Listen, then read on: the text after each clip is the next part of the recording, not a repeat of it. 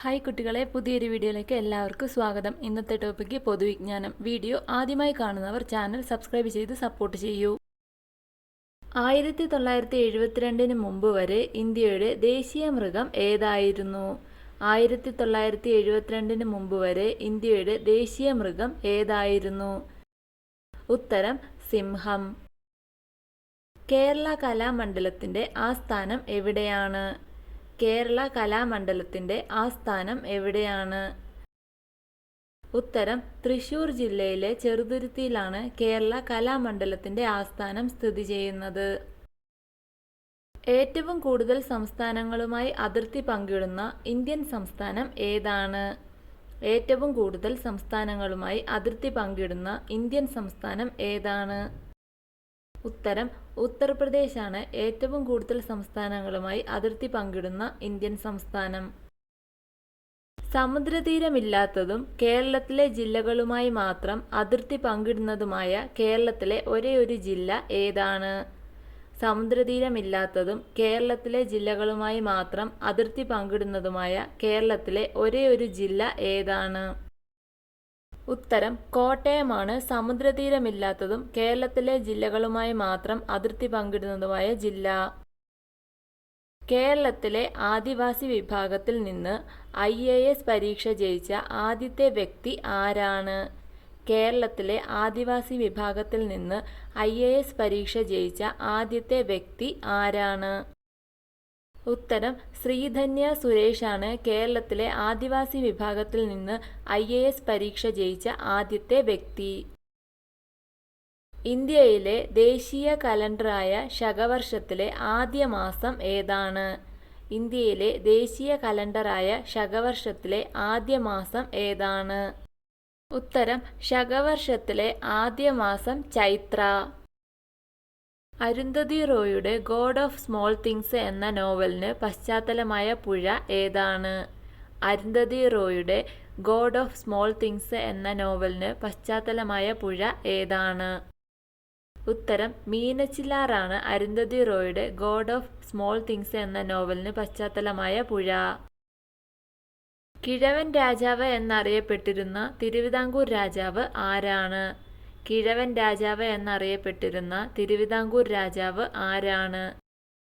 ഉത്തരം കാർത്തിക തിരുനാൾ രാമവർമ്മയാണ് കിഴവൻ രാജാവ് എന്ന് അറിയപ്പെട്ടിരുന്ന തിരുവിതാംകൂർ രാജാവ്. കണ്ണൂരിന്റെ ഊട്ടി എന്നറിയപ്പെടുന്ന സ്ഥലം ഏതാണ്? കണ്ണൂരിന്റെ ഊട്ടി എന്നറിയപ്പെടുന്നത് ഏത് സ്ഥലമാണ്? ഉത്തരം പൈതൽ മലയാണ് കണ്ണൂരിന്റെ ഊട്ടി എന്ന് അറിയപ്പെടുന്നത്.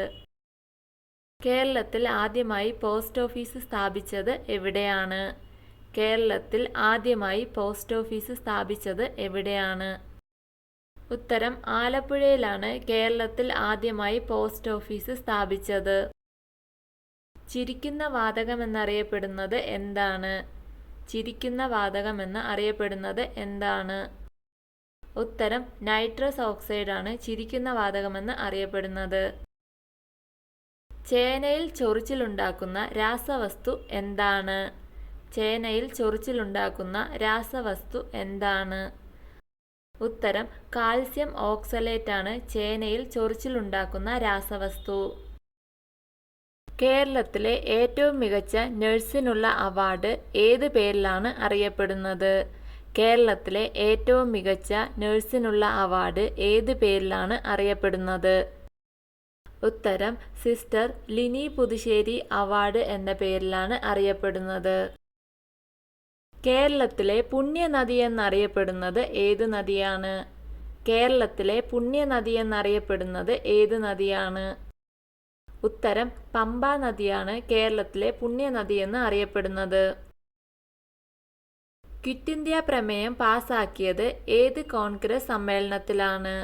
ക്വിറ്റ് ഇന്ത്യ പ്രമേയം പാസാക്കിയത് ഏത് കോൺഗ്രസ് സമ്മേളനത്തിലാണ്? ഉത്തരം ബോംബെ കോൺഗ്രസ് സമ്മേളനത്തിൽ. മലയാള സർവകലാശാല നിലവിൽ വന്ന വർഷം ഏത്? മലയാള സർവകലാശാല നിലവിൽ വന്ന വർഷം ഏത്? ഉത്തരം 2012 നവംബർ 1. പഞ്ചാബിലെ സിംഹം എന്നറിയപ്പെടുന്നത് ആരാണ്? പഞ്ചാബിലെ സിംഹം എന്നറിയപ്പെടുന്നത് ആരാണ്? ഉത്തരം ലാലാ ലജ്പത് റായിയാണ് പഞ്ചാബിലെ സിംഹമെന്ന് അറിയപ്പെടുന്നത്. തൃപ്പടിദാനം എന്ന ചരിത്ര സംഭവവുമായി ബന്ധപ്പെട്ട രാജാവ് ആരാണ്? തൃപ്പടിദാനം എന്ന ചരിത്ര സംഭവവുമായി ബന്ധപ്പെട്ട രാജാവ് ആരാണ്? ഉത്തരം മാർത്താണ്ഡവർമ്മയാണ് തൃപ്പടിദാനം എന്ന ചരിത്ര സംഭവവുമായി ബന്ധപ്പെട്ട രാജാവ്. വീഡിയോ ഇഷ്ടമായ ലൈക്ക് ചെയ്യൂ. നിങ്ങളുടെ അഭിപ്രായങ്ങളും നിർദ്ദേശങ്ങളും കമന്റായി രേഖപ്പെടുത്തൂ. കൂടുതൽ വീഡിയോകൾക്കായി ചാനൽ സബ്സ്ക്രൈബ് ചെയ്യൂ. Thank you for watching my video.